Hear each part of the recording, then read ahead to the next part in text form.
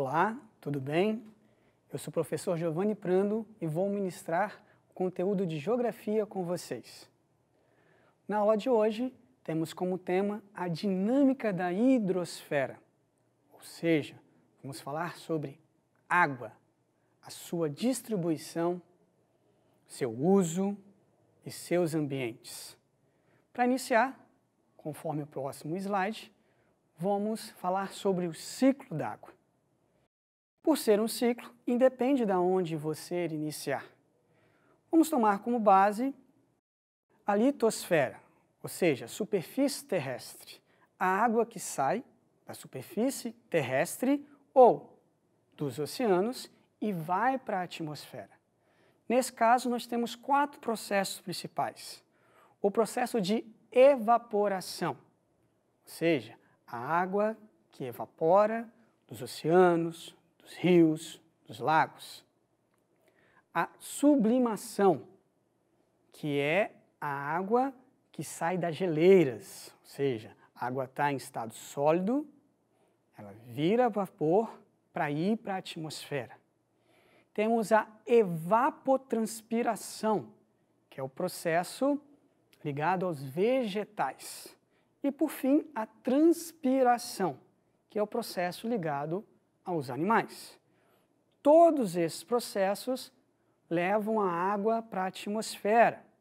Ao chegar na atmosfera, essa água se condensa, formando as nuvens.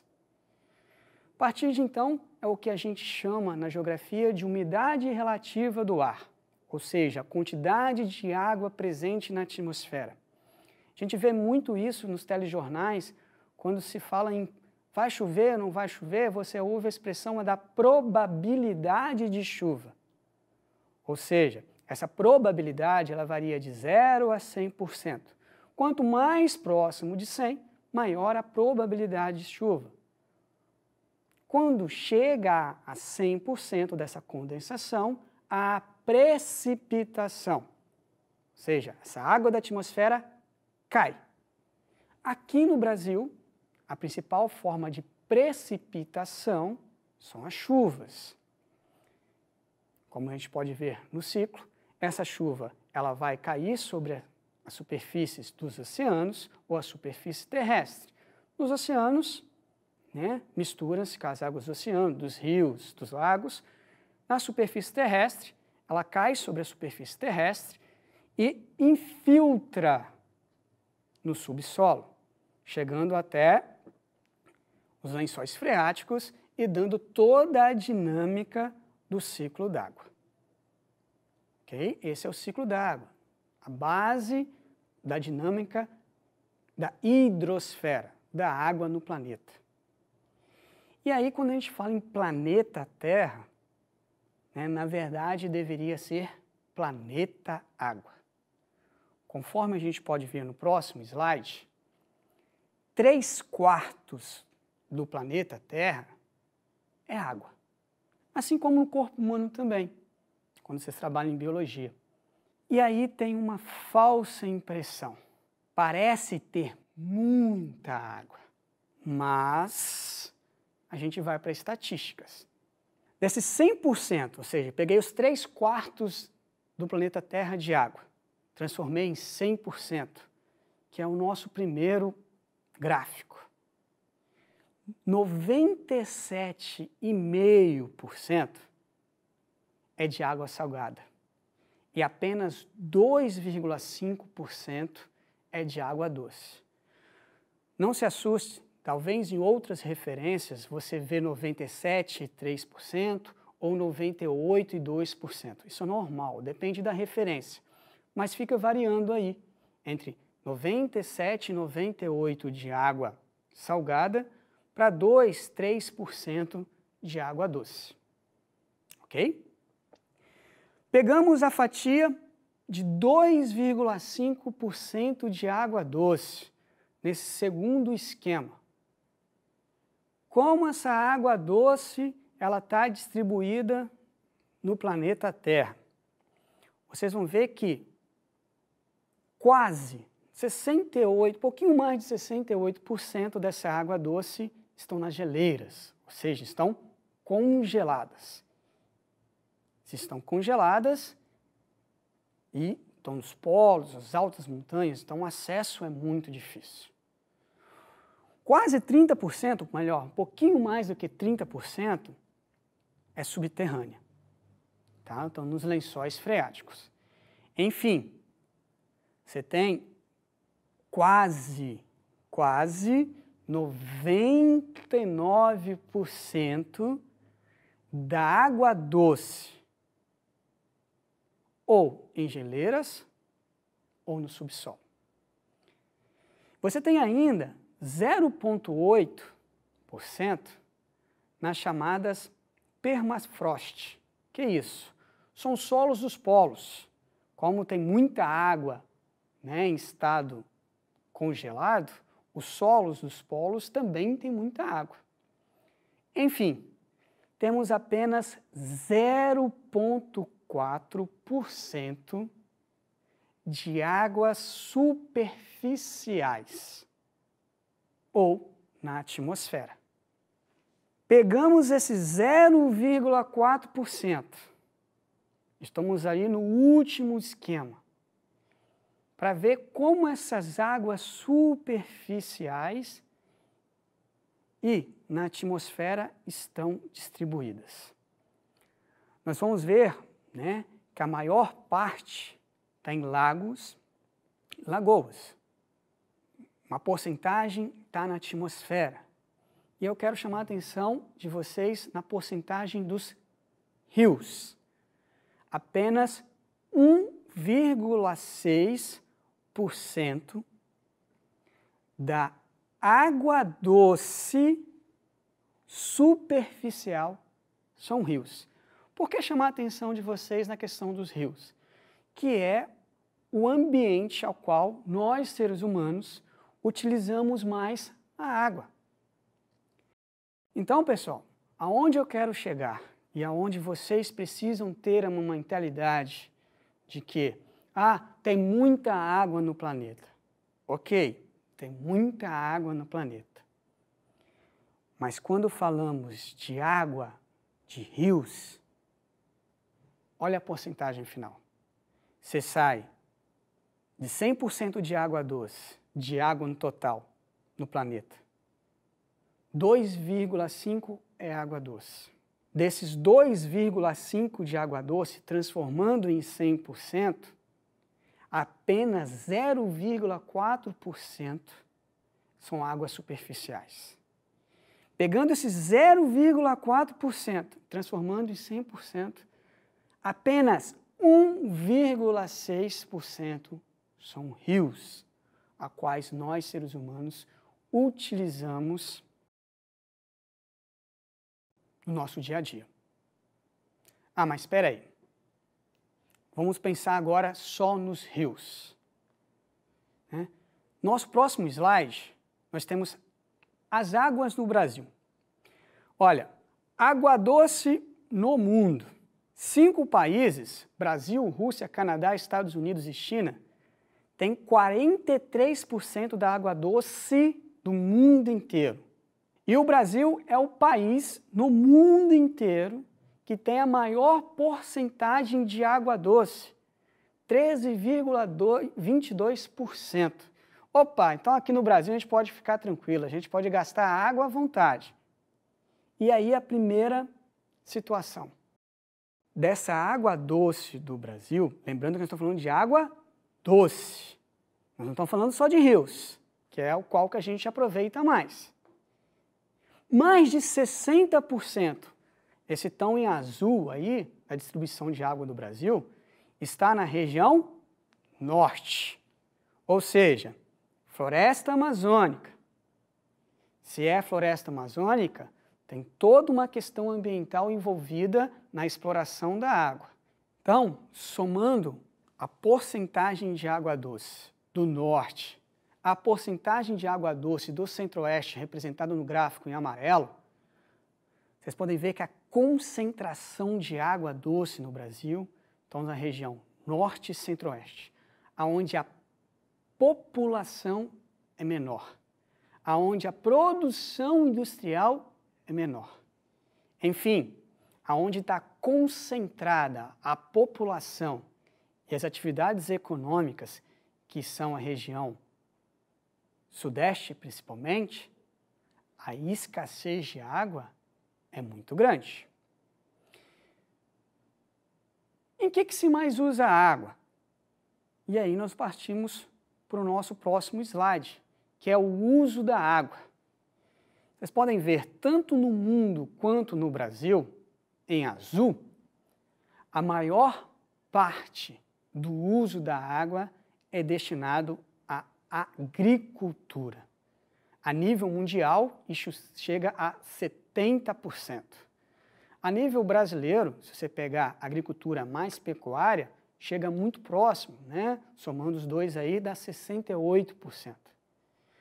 A nível mundial, na sequência, além da agricultura, se usa para a indústria, para depois só a questão do uso doméstico. Aqui no Brasil isso se inverte um pouco em porcentagem, você tem o uso doméstico, conforme o gráfico abaixo, maior do que o uso industrial. Além disso tudo, pessoal, da questão do uso, da questão da pouca água doce em rios, tem toda uma questão envolvendo política, problemática envolvendo rios, que a gente precisa falar. Primeira coisa é a questão da poluição dos nossos rios. Lembrando que apenas 1,6% da água superficial do planeta, água doce superficial do planeta, são rios. E além disso tudo tem a questão da poluição. O esgoto doméstico, o esgoto industrial lançado direto nos rios, a falta de saneamento básico, o lixo,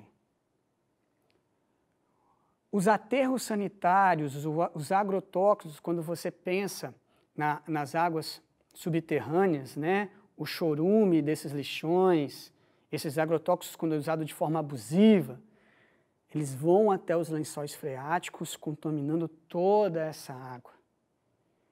Okay?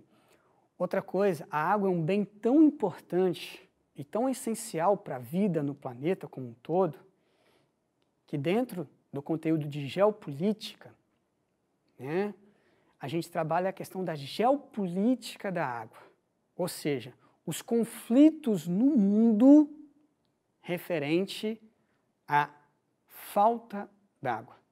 Esses conflitos estão ligados principalmente a onde naturalmente tem poucas águas, principalmente no continente africano e no Oriente Médio.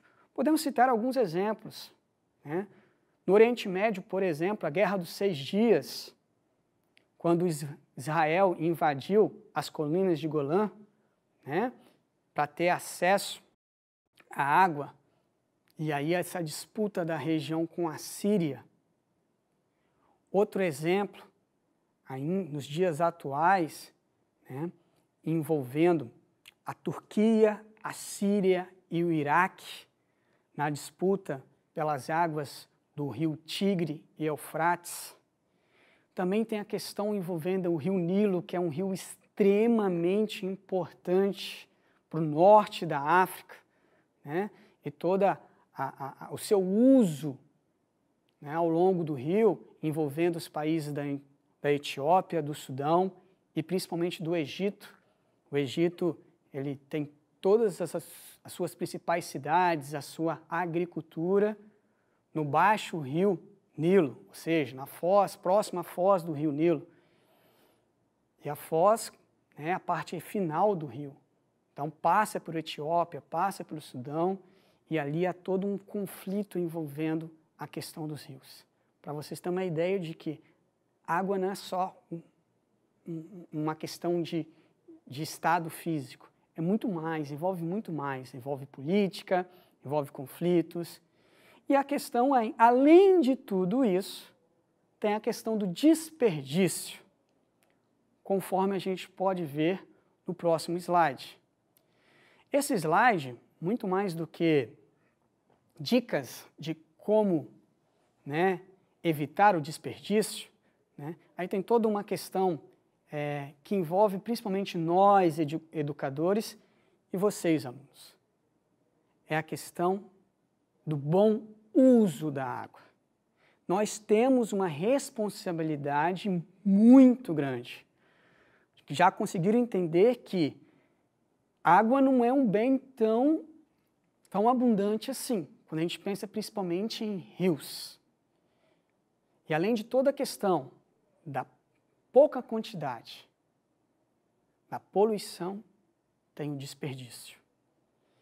Então, nós educadores, vocês alunos, jovens, tem que mudar o pensamento. A água é uma riqueza. Precisamos conservar essa riqueza para gerações futuras. Então, tudo o que for possível e racional para o uso da água é importante. Tá? Então, converse com seus pais, converse com seus amigos.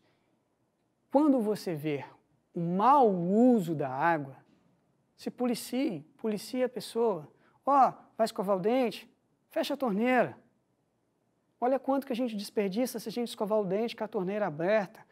Vão lavar o carro, em vez de lavar com a mangueira o tempo todo ali aberta lavando o carro, vamos usar um balde. E assim para outras coisas, o banho, né? Tomar banho, água, na hora que você vai se esfregar, principalmente vocês meninas, né? A gente sabe que tem a questão do cabelo, que demora mais tempo e tal, é importantíssimo. Quando você está ensaboando o cabelo, passando shampoo, condicionador e todas as coisas que são necessárias para se manter o cabelo bonito, né? Apresentado, feche o chuveiro. Você está contribuindo para a sua família, em termos de gasto, mas você está contribuindo para o mundo, na importância do bom uso da água. Podemos contar com vocês, isso é muito importante, Nós, educadores, somados a vocês, alunos, nessa mobilização em favor do bom uso da água. Vamos sair um pouco dessa questão estatística e vamos falar um pouquinho dos ambientes que envolvem a água. Nós temos vários ambientes importantes. Nós temos os rios, vamos deixar para falar numa outra oportunidade, que é muito detalhe. Nós temos os oceanos e mares. Né? Professor, qual que é a diferença entre oceanos e mares? Existe o conceito geográfico, mas existe o conceito do cotidiano. O oceano é o todo, é o maior, é grande, é muito maior, muito mais profundo. O que seria um mar? Geograficamente, o mar seria a parte do oceano em contato com o continente, geograficamente. Na prática, quando você vai à praia, e aí mais um detalhe geográfico interessante, se você fala que você vai à praia, você vai ficar na areia, porque praia é o nome geográfico que a gente dá na parte do continente em contato com o mar. Geralmente as meninas vão à praia, né? Vão para tomar sol, pegar uma corzinha. Já os meninos, surfistas, por exemplo, eles vão ao mar. Quando você está ali na praia, forma cotidiana, como que eu diferencio o que é mar, o que é oceano? Né? Um senso comum, vamos botar assim. Aonde você consegue visualizar a parte d'água, até onde os seus olhos batem, você fala que aquilo ali é um mar. A partir do momento do que você não consegue visualizar mais ali, para ter muito mais água mesmo, ali é o oceano. É um conceito, um senso comum muito simples para você diferenciar oceanos e mares. Outro ambiente de água são os aquíferos, que são as águas subterrâneas. E, por fim, lagos, lagoas e lacuna. E aqui esses três conceitos, eles se embolam, principalmente lago e lagoa. Na verdade, muitas vezes você vai ver em várias ocasiões, sendo a mesma coisa. Geograficamente, o lago ele é maior e mais profundo do que uma lagoa, conceito geográfico. Mas aonde começa o lago e aonde é a lagoa? Qual que é a delimitação que eu tenho para isso? E aí que está o problema do conceito. Você não tem uma delimitação para isso. O que é lago, o que é lagoa. Então, muitas vezes, você usa como sinônimos. Mas, geograficamente, o lago é maior do que a lagoa. Professor, e lacuna? O que é isso? Lacuna seria um lago ou uma lagoa que tem contato, mesmo que pequeno, com o oceano. Então, a água ela deixa de ser totalmente doce. Ela passa a ser uma água que a gente chama de saloba, uma mistura entre água doce e água salgada. E aí é interessante que o maior lago do Brasil, que deveria ser o nome, a gente chama de Lagoa dos Patos, na região sul do Brasil, e na verdade ela não é nem uma lagoa, ela é uma lacuna, porque ela tem um contato com o Oceano Atlântico. Vocês veem a complexidade desses conceitos de lago, lagoa e lacuna. Resumindo, lago maior e mais profundo do que a lagoa e lacuna quando você tem um contato com o oceano. Próximo slide, a gente vai ver um pouquinho sobre os principais oceanos e mares no mundo. Vimos, né, os oceanos são maiores. Eu prefiro, como está ali no slide, e vocês vão visualizar na maioria dos livros, aonde vocês forem pesquisar, quando a gente pega os oceanos e divide em três. O Pacífico, que é o maior e mais profundo, o Oceano Atlântico e o Oceano Índico. Se você pegar algum mapa, alguma referência e você ver Oceano Glacial Ártico em cima e Oceano Glacial Antártico embaixo, não é que esteja errado. Como a gente viu, não há uma delimitação para dizer aonde termina o oceano e onde é mar. Mas devido ao tamanho em si, né, é melhor você ter como referência 3 oceanos. O Oceano Pacífico, maior e mais profundo, o Oceano Atlântico, que divide as Américas da Europa e da África, e o Oceano Índico, entre a África e a Ásia e a Oceania. Nós temos alguns mares ali, eu fiz questão de falar sobre isso só agora para vocês conseguirem visualizar. Mar a gente divide em 3 tipos: mares abertos, mares fechados e mares continentais. Pegando como referência aí o Mar das Antilhas, ou também Mar do Caribe, né? Em algumas referências traz essa nomenclatura, a gente classifica esse mar como mar aberto. Como vocês podem ver na imagem, é um mar onde o contato com o oceano é mais aberto, né? Tem um contato maior com os oceanos. Okay? Os mares fechados, o próprio nome diz, é um mar fechado, não tem contato direto com o oceano, como o Mar Cáspio, por exemplo. E os mares continentais, eles têm um pequeno contato com o oceano, que nós chamamos de estreito. Nós temos aí, por exemplo, o Mar Mediterrâneo, entre a África e a Europa. Tá? E uma pequena ligação, né, que é o Estreito de Gibraltar, saindo, né, do meio aí entre Europa e África, adentrando o Oceano Atlântico. Ok? Então, nós temos dentro de mar essas 3 divisões: aberto, continentais e fechados. Os mares abertos, contato maior com o oceano; os mares fechados, contato nenhum; e os mares continentais, um pequeno contato com os oceanos, que nós chamamos de estreito. No próximo slide, ainda dentro de mares e oceanos, nós temos as correntes marítimas ou correntes oceânicas. que são isso? São grandes porções de água que interferem diretamente no clima das regiões aonde elas influenciam. Como vocês podem ver no mapa, nós temos duas cores, setas vermelhas e setas azuis.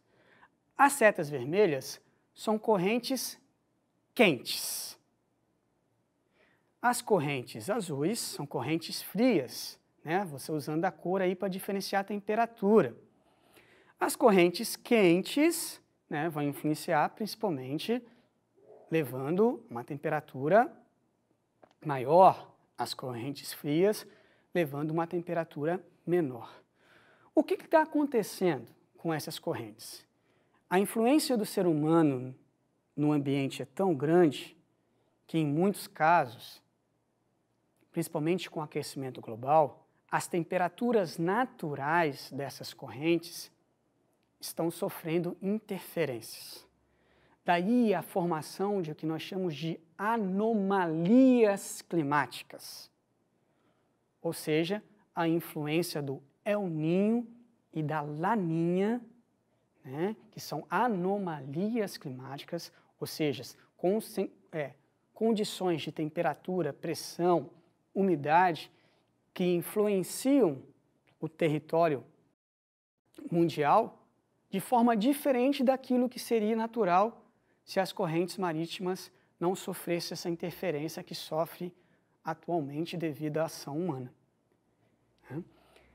Outra coisa importante também, a gente tem que lembrar que furacões são formadas a partir de temperaturas na água, temperaturas médias na água.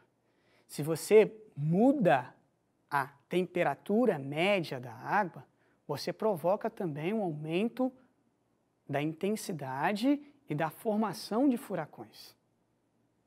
Então, toda a dinâmica que existe das correntes marítimas, a sua temperatura fria, quente, o ser humano tem interferido nessa condição natural. E devido a essa interferência, nós temos uma interferência no clima mundial. Ok? Então, daí novamente eu chamar a atenção, no bom sentido, da importância de nós, educadores, e de vocês, alunos, a responsabilidade que nós temos perante a sociedade do bom uso dos recursos naturais, no caso especificamente agora do uso da água. Por fim, para completar, nós vamos falar no nosso último slide dos aquíferos.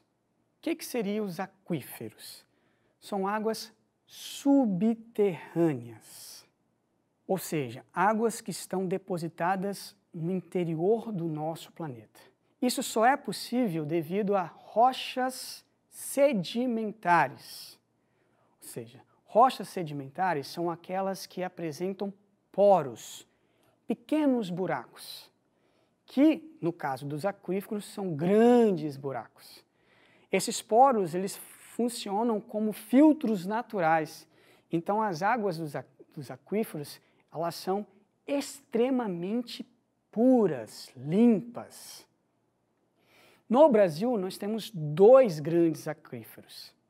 O mais famoso é o aquífero Guarani, muito falado, né? A gente vê até na TV falando sobre ele. Na verdade, o aquífero Guarani, ele não é só brasileiro, né? Ele se estende para outros países.